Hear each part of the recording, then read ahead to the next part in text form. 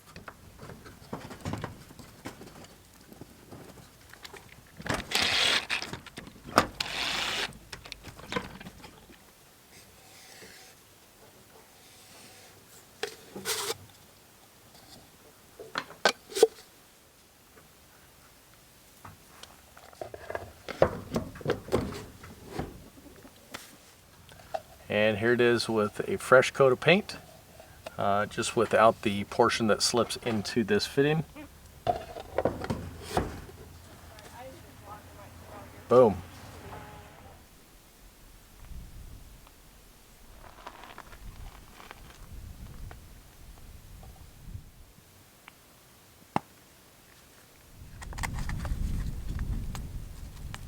So I've just about got my epoxy mixed up, and you may be wondering why I'm not just using a concrete anchor or two on here. Well, number one, I couldn't find where I had put my small ones, and then the additional reason is I don't want to put any extra anchors on here that will cause any extra stress around this concrete where the pipe comes through. So that's why I'm using epoxy. So I'm just going to pour a little bit here around, just marked where this is going to set. And all those additional holes you see, those are just to allow for a little bit more surface area for the epoxy to kind of adhere to. So that's it.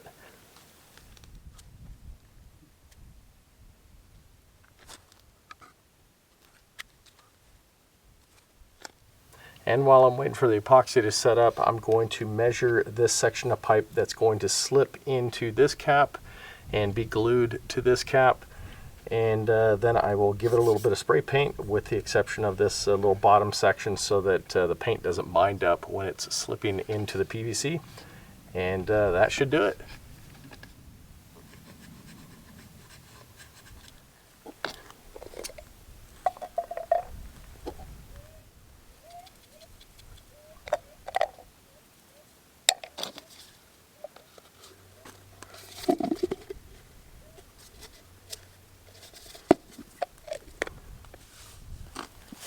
Well, I've got wet paint, and the epoxy is just barely, maybe 10-15 minutes set, but I kind of want to see what this looks like, so let's give it one test fit. I'll just slip it on there, see what it looks like, and then I'm not going to touch it for probably 12 hours before I pull this out, because I don't want to keep messing with the epoxy.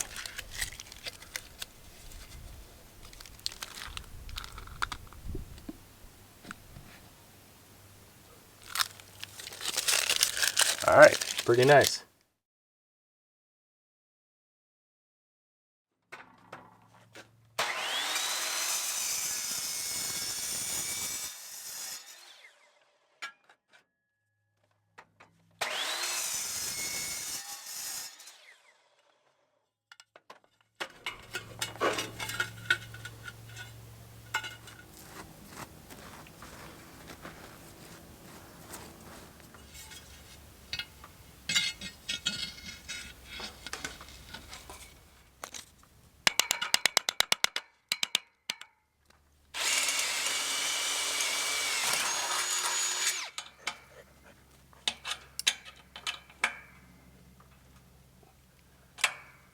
Now that I've got the aluminum housing secured on the bottom half, I'm simply going to just fill it with dirt, and that is going to act as the insulation.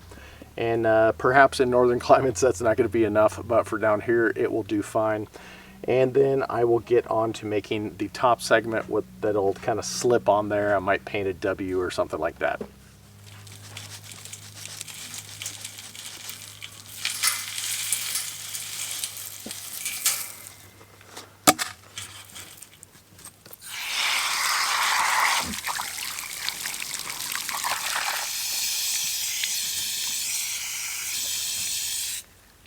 So here's the top section of that piece of aluminum tube that's going to sit over the handle and the faucet nozzle. And I cut an additional piece of aluminum that's going to sit right over there on top of it. And to affix that, I'm going to be using some VHB tape and pieces of aluminum angle. If you followed my channel for any amount of time, you'll know I use this tape a lot. So it's going to kind of go in like that. And then I'll put an additional piece on, and then that piece of aluminum. And then after that's done, I'm going to insulate the inside of this with some like bubble foil and come up with a mechanism to be able to keep this from falling off once it's slipped over the hose bib.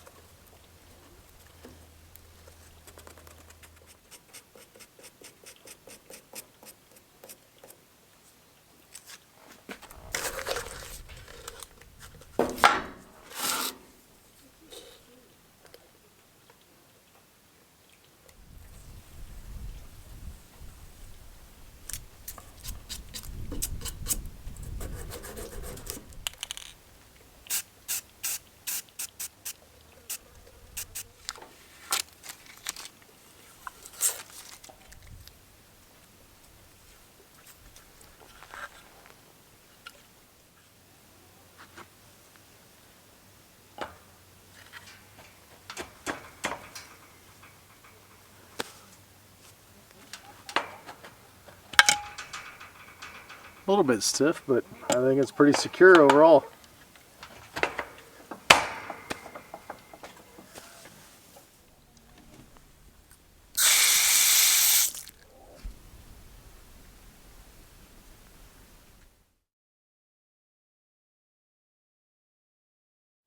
Now you've seen me add these improvised housings at various hose bibs around my property. This one is at my sunken greenhouse, and in and of themselves they're simply just a housing. There's not that much insulative quality. A little bit in this PVC, which for my area would probably be fine just in and of itself. But you may be wondering if I've added any additional insulation, because especially in the case of these aluminum housings, the aluminum is just a great conductor, so it's not really insulating at all other than the earth that I put in on the lower section of it. But yes, the answer is I have added some bubble foil on the inside of all the PVC and just finished it off with HVAC aluminized tape. And this is just the same kind of foil you can find at Home Depot, or if you get like Omaha steaks or something ordered online. And then on the aluminum ones, I have added an additional section of 1/2 inch rigid foam onto the very top. So it's got almost 3/4 of an inch of insulation on the top section. And hopefully that answers that question in case you're wondering. And also for those of you who might be wondering about yard hydrants that drain into the ground, I am familiar with those. My grandpa had them up on his ranch in northern Nebraska. But obviously this is more just for the common, hose bibs that most people are familiar with. But yes, if I was in an environment that had freezes like that, I would definitely have something that the pipe just drained below the ground level and never had any water above ground. Okay, well, I think that is going to do it for this short little video on my couple of alternative methods of insulating hose bibs and water pipes. Hopefully you found it interesting, and perhaps you will find it useful in case you want to do something similar. I do want to make note for those who live in Wisconsin, Michigan, Canada, Siberia, Scandinavia. I do realize that when you get prolonged freezes of weeks, months, obviously insulation like this is not going to suffice. This is meant to keep my hose bibs from freezing when we get down into the lower to mid 20s, but anything below that, like really hard freezes, well, I will just drain these hose bibs completely so that there's no water in there, or I might keep just a little trickle going or something like that.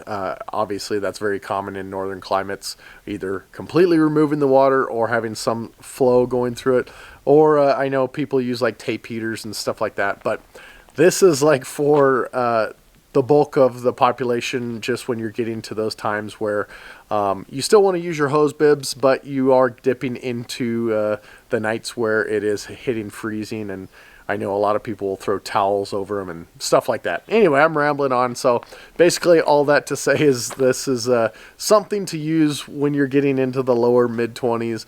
And if you're getting below that, then obviously you know better than me what to do for your own hose bibs and stuff like that. So I think that is the biggest note I wanted to make. There's a couple other things I will be insulating, like I didn't show you my garden hose bib and the one on the north side of my house, which I just have some towels and blankets over. I'm going to do some different techniques, and maybe I will show you that as well if they turn out cool. But as for what is to come, I know I keep mentioning my truck camper, but another project I didn't touch on in the last video when I was talking about all the projects I worked on was my rainwater harvesting wildlife water. I actually reran the pipe that's coming from the little rain roof setup into the IBC totes that feed the water, but I am going to be doing that here rather soon. To kind of make it like a little more natural pool in the drinking area, or the water trough area that I had made out of an old concrete tub. But anyway, so for those of you who like the rainwater content videos, that is something that's coming up that I don't think I mentioned in the last video. And then the other thing I wanted to mention in the last video, for those of you who are interested in these hats that I got, I told you I got a bunch of them so I could give away for like gifts to family and friends for this Christmas. But I told you I would make some of them available for sale. So I think I only bought like a total of 25 or 30 from my friend Danny. So I don't remember how many I have left. I might have 15 or 17 or something left to sell. But anyway, I wasn't going to like set up a store or anything. So if you are interested, find my email in the description. It says for business inquiries only, and I will answer those emails in order. And then I will ask you, what hat you want. Out of, I'll put the clips right now of the tan, the black, the, camo. And if you want to buy them, we'll do it that way. And then you can either mail me money or PayPal or something like that. Those are the only two things I'm set up for right now. Or if you're local to me, maybe I'll meet you someday at Home Depot or something like that. But as for right now, just send me an email to my email address if you're interested in a hat, the color that you want, and I will answer those in the order that they are received. And as you know, I think I only got like 7 or 8 of the camos. So as those are gone, then I will, you know, tell the next person those are not available. So I think I'll just do it that way. And if it seems like they sell out pretty quick, maybe I will consider setting up an actual store where I have stock and people can just order them. But like I said, this was mostly so that I could get a bunch for myself to wear, family and friends, and then sell them to you guys if you really want them, and hopefully that'll cover my costs for purchasing them from my friend Danny. So anyway, until I see you on the next video, hit the subscribe button for more similar content. Give me a thumbs up if you like this, and God bless.